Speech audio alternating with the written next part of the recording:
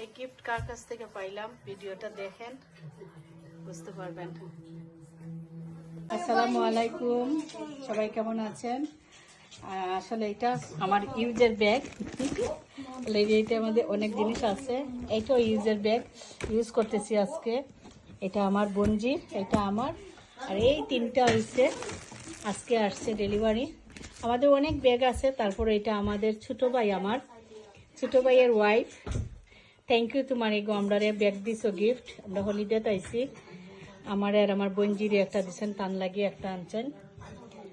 তে আমার এই কালার আসিল না, তাই নো কালার আনছেন। থ্যাংক ইউ তোমারে সুন্দর গিফট দেওয়ার লাগে। সবাই খালি ডিকেন হোয়াই। থ্যাংক ইউ ছোটো ভাই বউরে।